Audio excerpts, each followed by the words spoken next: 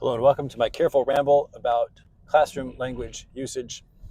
Um, One thing that I think is nice to set up is spaces outside of our necessary uh, classroom usage.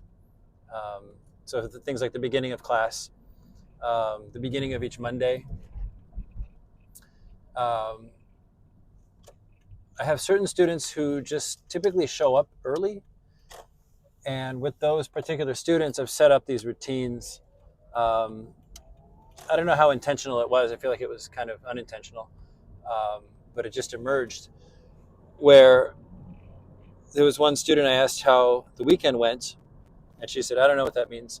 And so we kind of went through it. And she said, "Oh, I thought 周末 sounds like 中国, weekend sounds like China," and so I was confused about that. I was like, "Cool, cool, cool."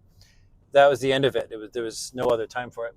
But then a week later, we came in back on Monday, and I said, "你的周末过得怎么样?"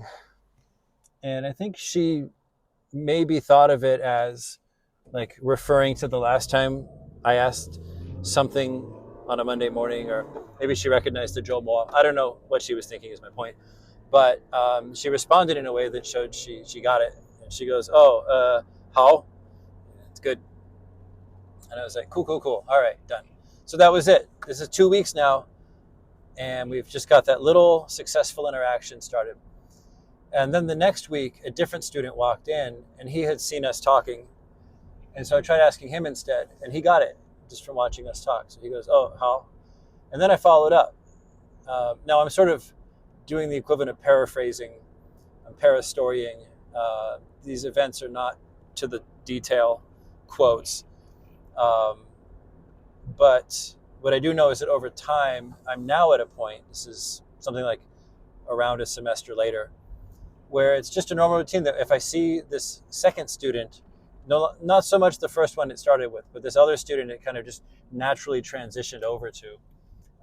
More so because he more consistently shows up before class starts, and we have nothing else planned.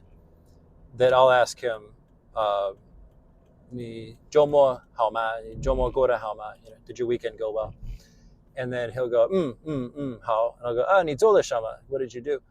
I don't translate for him anymore because it's so routine that I ask him these questions. And then usually he'll tell me something that he told me before, which is like maybe he surfed. Surfing is common among my students. And so he's used to that. He'll go, 冲浪, 冲浪. Like, 你冲浪. 你跟谁一起冲浪? Who did you surf with?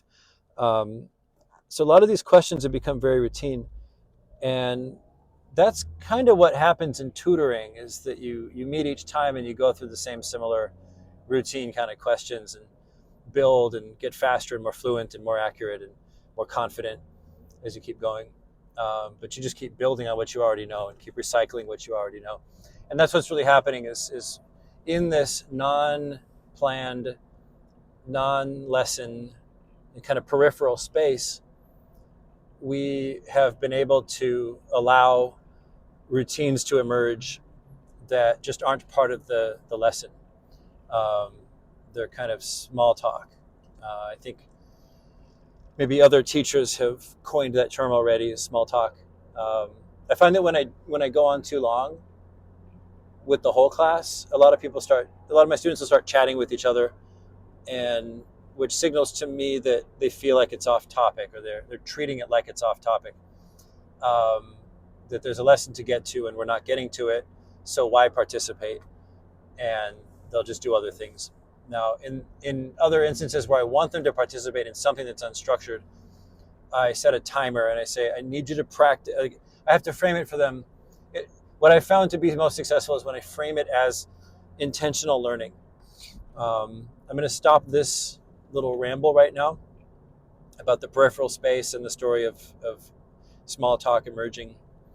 Let me move on to a separate ramble about this other thing.